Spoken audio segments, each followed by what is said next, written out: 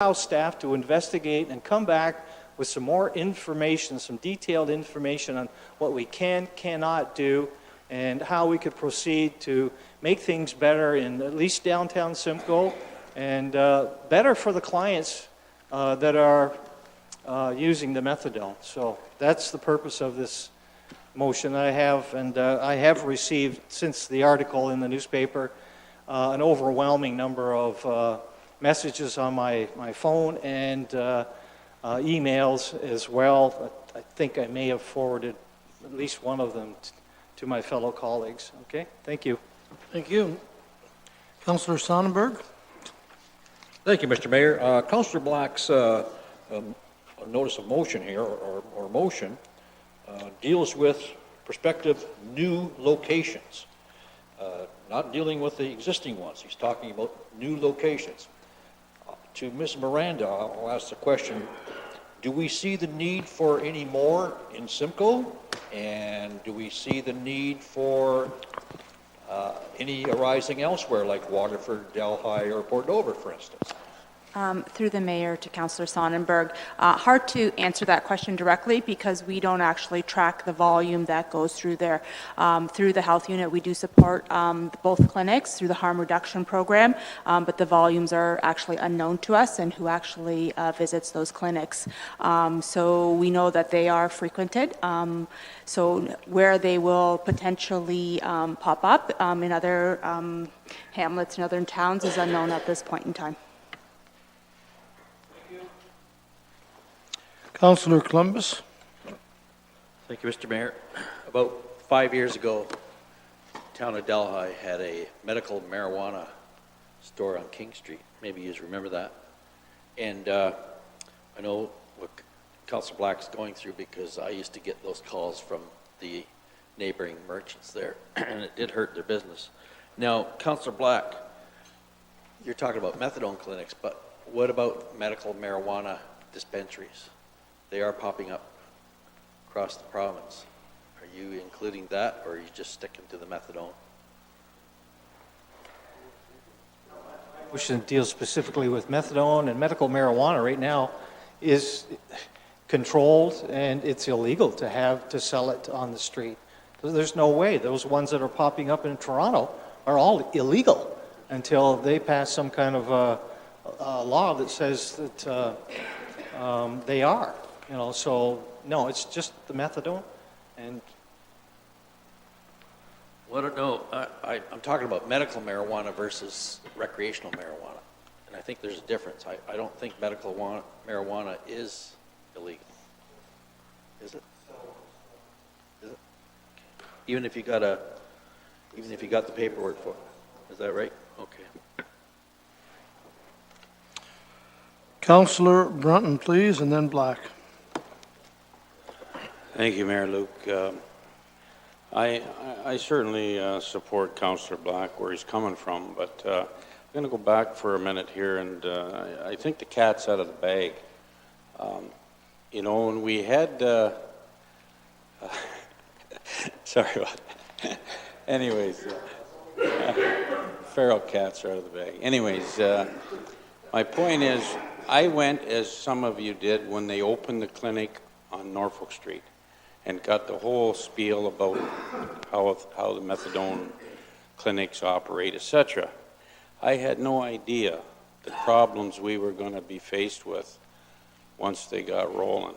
And I too, and I'm sure Councillor Black was the same person that contacted me today, and I've had several calls about the problems we are having with vandalism, theft, and I'll use the word robbery at knife point from people in our downtown. And and I say the problem exists now. I'm not sure how you regulate a clinic, and I guess we'll leave that up to Mr. Baird and his department, but somehow we have to address the problem we got with the two that are here. And as long as we have the problem, the downtown revitalization is going nowhere. With the, and I'll use the word, the Norfolk Hotel, it's a wonder we don't have a shuttle bus that runs back and forth down there for these people. It's disgusting what goes on. If you take the time, park downtown someday and just watch what goes on. It's unfortunate. On Thursday night, we have a meeting with the health board, committee meeting, and I thought maybe perhaps Dr. Locke might be able to give us some advice. I was told today by a young lady who had a problem that the city of Brantford was successful in relocating or moving these clinics. I'm not sure. That's what I was told. Now, whether that can happen here or not, I don't even know if these people own the clinics. I think the one in Norfolk, they bought that clinic, if I'm not mistaken. The one on, was it Culver Street? Water Street? I don't know if that's rented or owned. I'm not. It's owned too? Yeah. So I guess it's going to be very difficult, but I'll go one step further. I would say perhaps we have to look at asking them to relocate.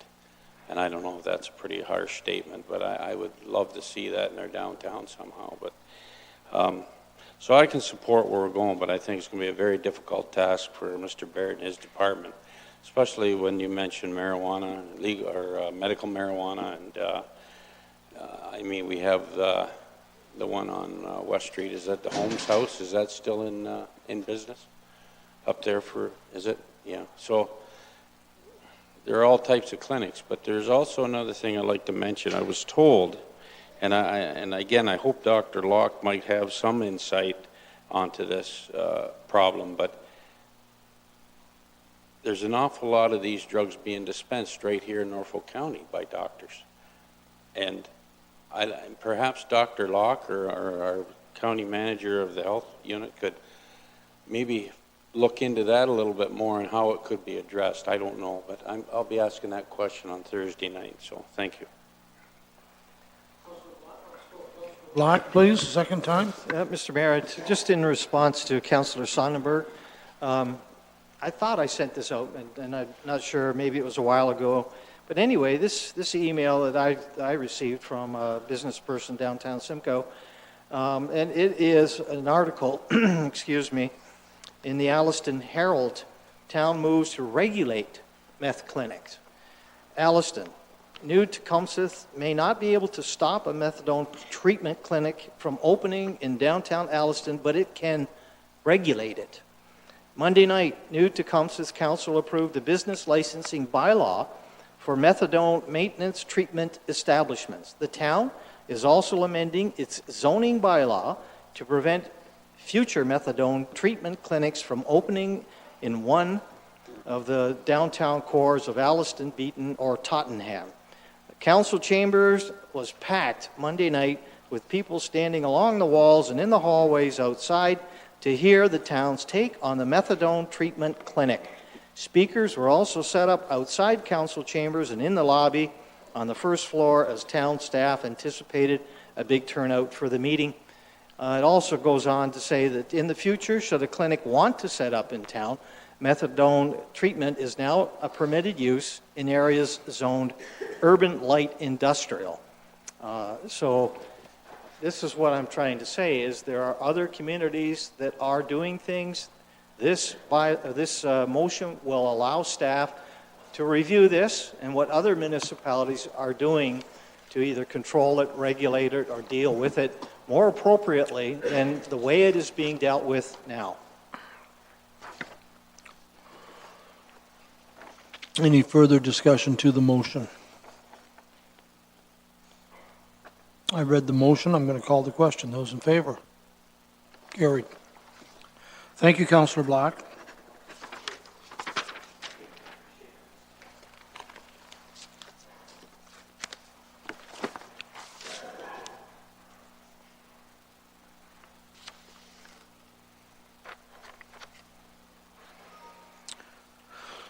Let's go to other business.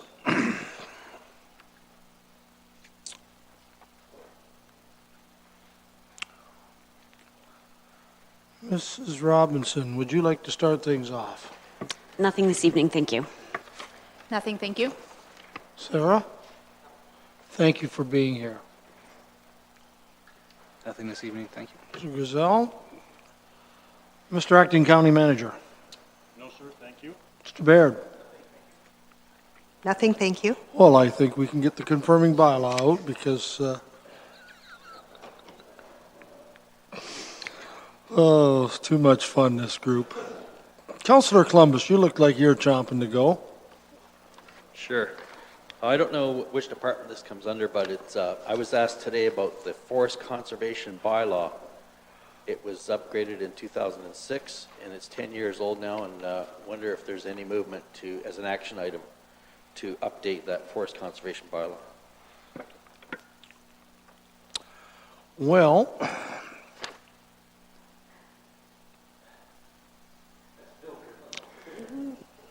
Through Mr. Sir, Mayor, do that you- does come under the Forestry Department of CSD, so I will forward that on for their consideration. okay, thank you. Anything else? Councillor Wells. Surprise, surprise, surprise. I'm going to sit down. Councillor Height. Mayor Luke, well, as you guys will recall, last week we had a windy day here in Norfolk County, and then yesterday wasn't very much better as far as the snow and the weather went. Well, yesterday I was lucky enough to spend 9 hours on the road and another 5 this morning driving all over the place. I think I covered a third of southwestern Ontario, and a lot of it was sitting still in traffic. And while I was sitting still in traffic, I did get to see some interesting sights. Cars running into ditches, smashing into the backs of each other, and all kinds of mayhem went on while I was on said drive. And I have to say, when I got back to Norfolk County after that drive, I was very happy. The roads were clean. They were nice to drive on. I didn't see cars in the ditch that were waiting for someone to come and pull them out. And I just wanted to thank our crews for all the work that they've done over the winter and keeping our roads clean. Sometimes we don't necessarily appreciate them for what they do because we're sitting at home with our families watching our internet buffer. And they did a great job as well when some of the lines went down. I noticed there were some fire trucks. We went to the Conservation Authority meeting last Wednesday, and they had closed off Langton and made sure that everybody wasn't getting electrocuted and whatnot. So, thank you for all our staff and the contractors that did a great job this year. Appreciate that. Thank you, Councillor Brunton. Just one thing, Mayor Luke, and I like to, I don't know if many of you read there last week, our neighbors to the east, Haldeman, passed their budget, and I'm not clear. I'd like to look into it a little more, and perhaps, and this is in no way to criticize our own staff on budget preparation, but I noticed they had a $103 million budget, about $64 million in tax levy. And John, please don't take this the wrong way, but I pay a lot of attention to Haldeman because they have a lot of new things, fire and ambulance buildings, new arenas and everything, and good investments that make lots of money. And I kind of wonder, what are we doing? I think our budget is upwards with everything, 220 in that range. Am I in that area? Correct? Water, sewer, everything? The tax budget's about 80. 150 million total and about $80 million in taxes. You count water and sewer and everything in there or no? No, water and sewer would be probably about 16 or 18 million dollars on top of that. Yeah. Well, it wouldn't be, caught my eye, and I think it'd be something to perhaps you could have some discussions with them. I know you're retiring soon, but your predecessor might be, they must be doing some things different. I realize they are smaller, but they are doing a lot of things right too. So, and that's not to criticize their own staff, and we are bigger, but it certainly caught my eye. So anyways, thank you.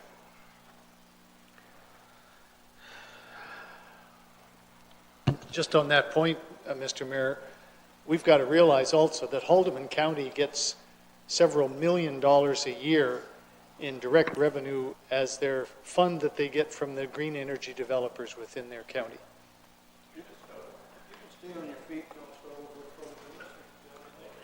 I have nothing else.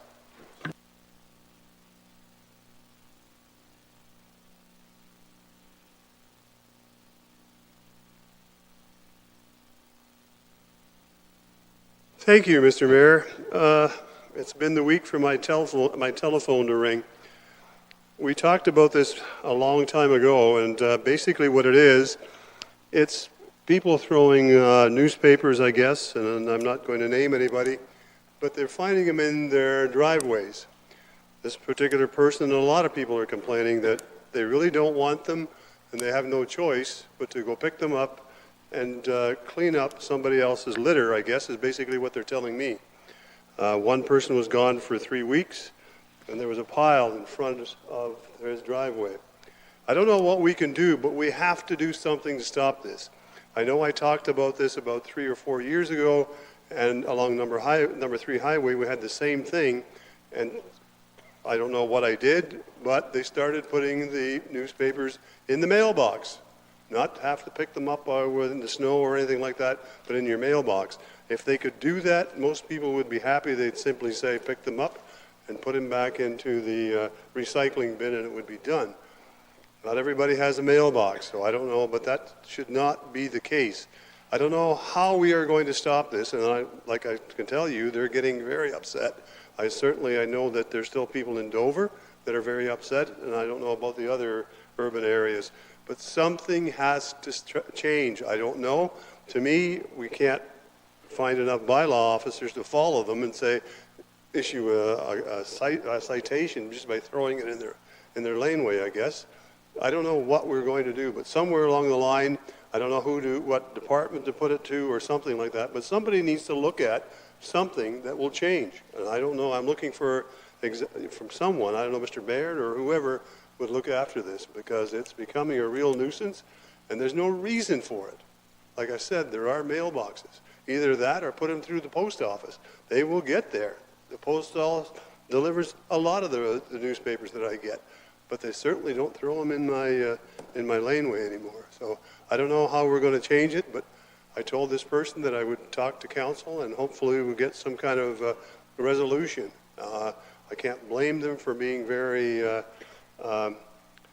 I guess not very happy with me and saying, well, what can you do? And I said, well, all I can do is ask my fellow councilors and somebody that will come up with some kind of solution, and it needs to happen. Mr. Mayor, I don't know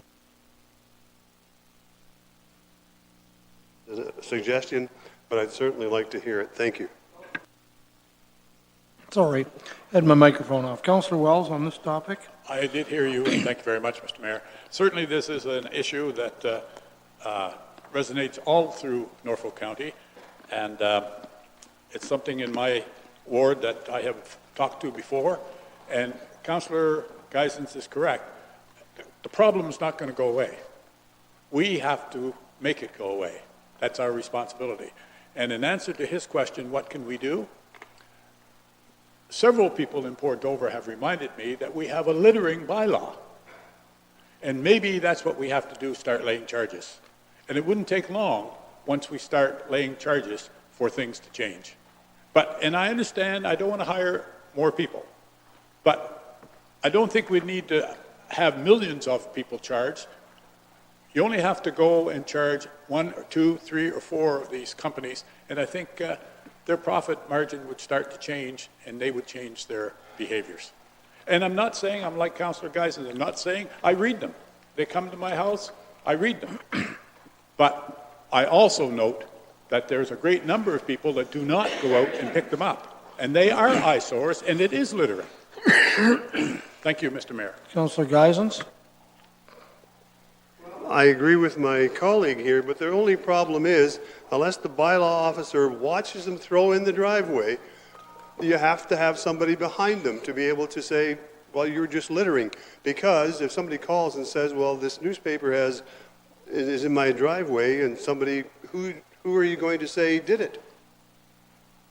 You can look at what the newspaper is. Are you going to charge the newspaper? There's always an out that says it really doesn't, I don't know, we didn't tell them to put it there. So theoretically, we need to come up with a solution that says,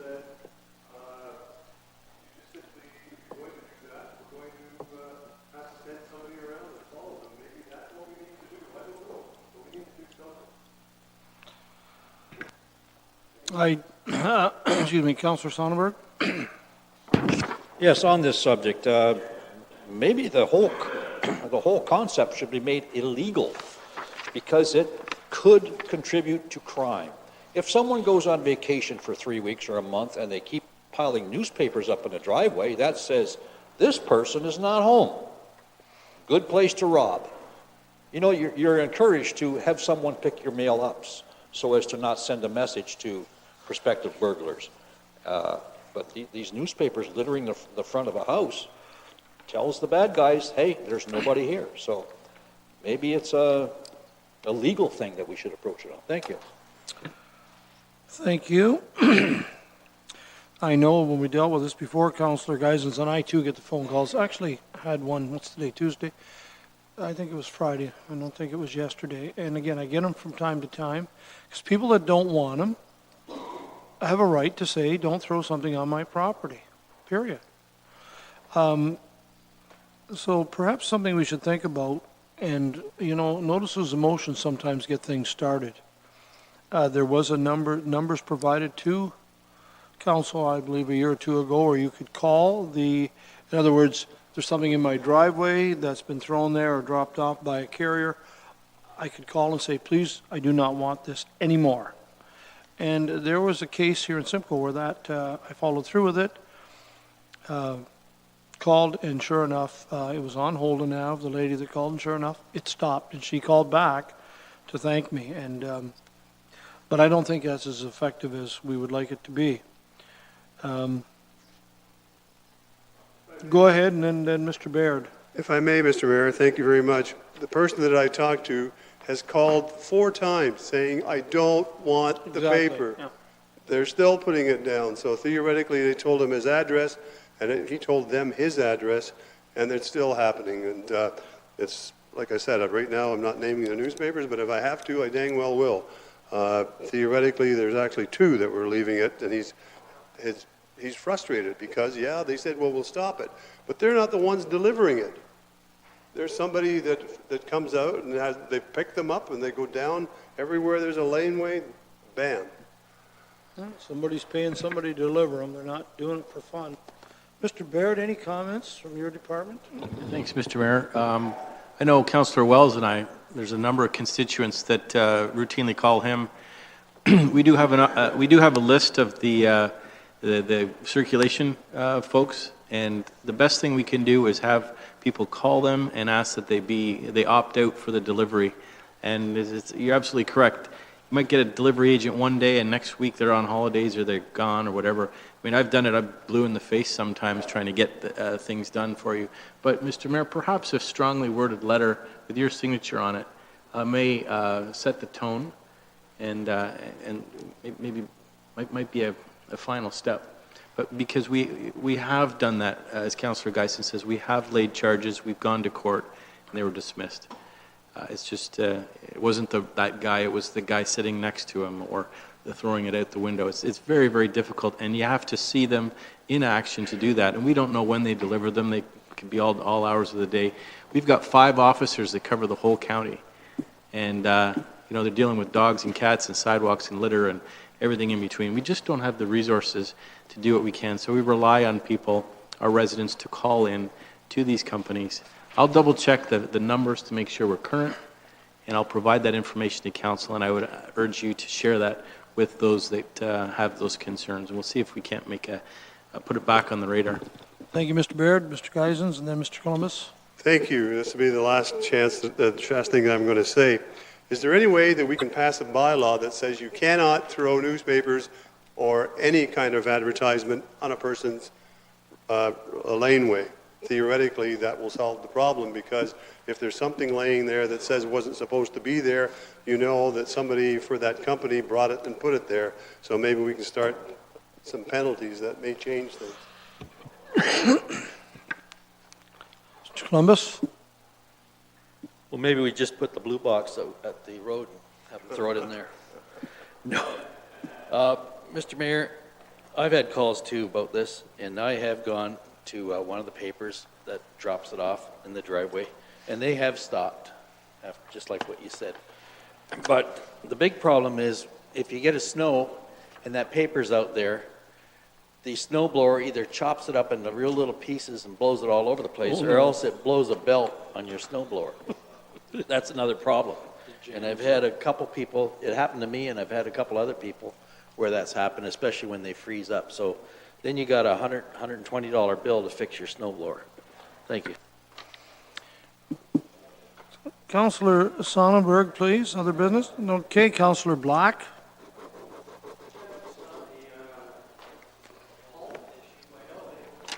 And also had a windfall, when with amalgamation, and that was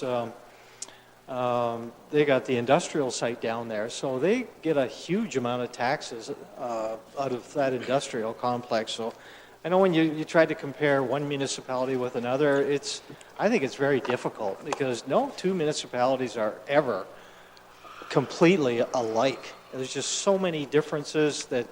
Sure, it's easy to look at another municipality and say, well, how come they're doing so well? Or even looking at another downtown, and why are they doing so well? What are they doing right? Anyway, I just wanted to, I became aware of, and now it's disappeared off my phone, but a workshop. It's called Empowering Farmers. I don't know if everybody got this or not. Empowering Farmers and Landowners Workshop, Thursday the 23rd of March, 9:30 till 3:30 at the Hungarian Hall in Delhi, lunch included. It sounds like it might be an interesting workshop. It's sponsored by the Long Point Biosphere Reserve Foundation, Ministry of Natural Resources, and through a Trillium grant.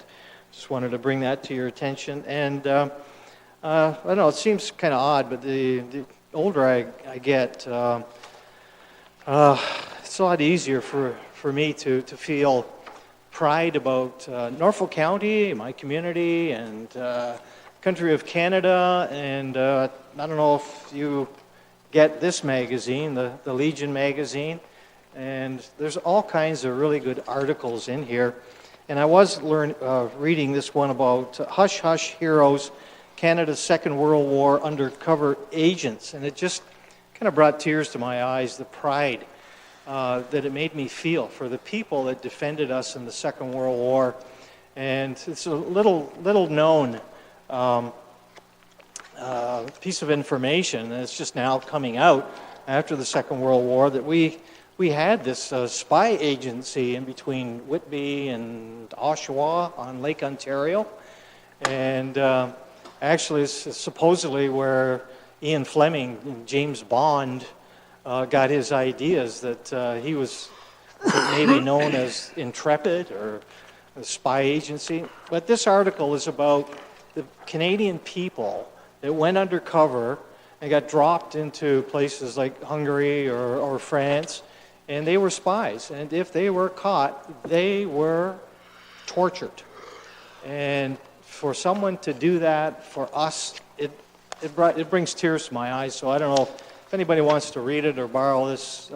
Go ahead, no problem. I think you'd enjoy. And there's some other articles in here too about Canada inventing this flight suit that the G forces of the airplanes that they're flying, they would black out once you met a certain G force. So they invented this suit. Canadians invented the suit that had water in it and countered the pressure. So very, very interesting. And also, while I was doing my reading, and we all get Municipal World, and I always find the articles in there interesting. And I'm still hopeful. And there's an article in here about roundabouts, my favorite topic. And I thought I heard that maybe there might be a roundabout, our first roundabout in Port Dover, in the subdivision there about the golf course and to the east of Port Dover. So it'd be nice to see our first roundabout. And also in this article, people always wonder why Norfolk County can't be local first. And in here, there is an article about our membership in CETA. And it's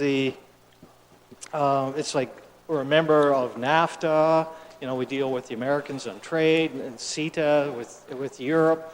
And to do that, we've made agreements with them that it's kind of an equal flow, equal opportunity of goods and services back and forth. So, these agreements at the national level do affect us at the local level, and it's why we cannot any longer give priorities to local businesses, when we're doing RFPs and tenders and that sort of thing. But it's certainly a very interesting article about that, and it's kind of hot right now because of Donald Trump and him wanting to change the terms in the NAFTA agreement. I have faith in our politicians at that level that they will be able to deal with Mr. Trump and work out some kind of an agreement that will hopefully benefit Canada more than the United States. Last article in here that I thought was interesting was the ghosts of 1967. And, we're now into Canada 150 years old. And those of us, I'm sure everyone can remember around the table, centennial year of 1967. And that's where our Wellington Park, and I'm not sure, Mr. Mayor, Charlie, if you know who funded that, whether we got any federal money to change the old ball diamond there. One time it was a dump, and it was a ball diamond, and in 1967 we put the fountain in and all the trees and turned it into a beautiful park. But anyway, it just lists all the different communities, and there was over 2,000 of them that benefited from infrastructure projects, and they still exist today. It included over 900 buildings, so it'd be nice if maybe they send us a little bit more money so we could redo our Wellington Park once again. Thank you. I have just a couple quick items here, and that's it for me. And excuse me, we'll do the confirming bylaw. I too want to comment to Lee about two things. First of all, again, is raised by someone, Councillor Height. The windstorm last Wednesday was pretty messy, and I was out of the county for a while. Then I came back in the county, and I was still out on the road in the county at 9 o'clock Wednesday night. And I know that some of our crews were working till midnight, if not beyond. And I think they did a tremendous job trying to keep up to keeping the roads clear and avoiding things. So I want to say on behalf of council, thank you for that. Then, of course, this morning, the storm really didn't materialize to what the media was saying we could have got, and that's no fault of the media. We seem to have just been on the edge of a lot of the storm, but the roads were cleared very early this morning, and I left at 7:30 for Norwich. I had to go to Norwich and back, and the roads all the way down through Windham and right into Norwich from Norfolk County were all cleared and sanded. On my way back, I stopped as a snowplow on the Windham Quarter line, just east of Windham Center, was clearing an intersection. I stopped, just a young kid. My goodness, he looked like he was in high school. He was busy, and I pulled and rolled the window down, and I said, "How long you been out here?" He said, "I started at 3:30. And, I said to him, "The roads are incredible." They were really sloshy and slippery when I got into work here at Simcoe, but they were not that way out in the country. They were so well done to your crews. I thought, I'm very proud of what I saw last Wednesday evening and again this morning. Very proud. We get the complaints, but your crew needs to hear their work is very much appreciated in these kind of conditions. So those are the two things I wanted to mention. The last thing I have is this week I guess it was yesterday, received the Ontario Economic Report for 2017 this year. This is put out annually by the Ontario Chamber of Commerce. It's a nice, beautiful edition of high quality, and I am going to read it because I enjoy reading it. But I did want to say, and anyone else that wants it, as soon as I'm finished in a day or two, you're welcome to ask me, and I'll let you read it. Why not? That's what it's for. Just a couple of quotes from the Chamber, a cover letter that since between the years 2000 and 2006, the source of wealth generated from the production of goods and services in Ontario declined by 12% between 2000 and 2006. But since 2008, the recession we had, production activities fell a further 12%. This means that Ontario's business prosperity has increasingly been dependent upon non-production financial activities.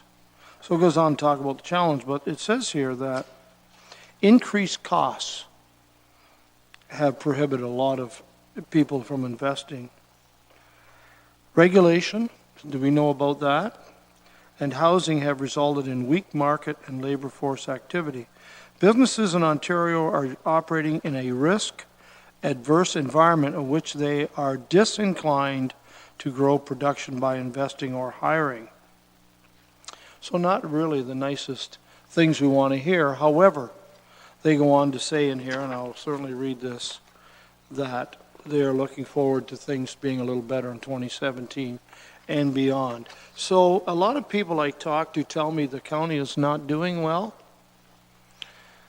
It's not. A lot of municipalities are holding on tightly to get by, and the people that live there and pay their taxes. So, we're holding our own. We are not spending tons and tons of money. Sometimes I feel that we're falling a little bit behind. I'm not getting into details tonight, but by and large, I think we're doing the best we can, and we're trying to keep costs overall down. Anyhow, anybody wants to read it, let me know. If you want to read it tonight, I'll lend it to you. Okay, Councillor Brunton, I don't mean to be doom and gloom, but I'm just saying, this is a tough economy we're living in right now. Just going back to the chickens, Your Worship. To the what? The chickens. I know Mr. Baird's writing the report on The the chickens. Did we have the chickens under other business? Go ahead, Councillor Brunton. You're on your feet. I just wanted Mr. Baird to include in his report why we have white eggs and brown eggs. I could never figure that out, so thank you. It has been moved by Councillor Columbus and seconded by Councillor Geisens that bylaw 2017-32, it's bylaw to confirm the proceedings of this council held this 14th day of March 2017 be passed on by the mayor and clerk and affixed with the corporate seal. Those in favor? Thank you very much, everyone. Have a safe drive home. It all sounds like doom and gloom.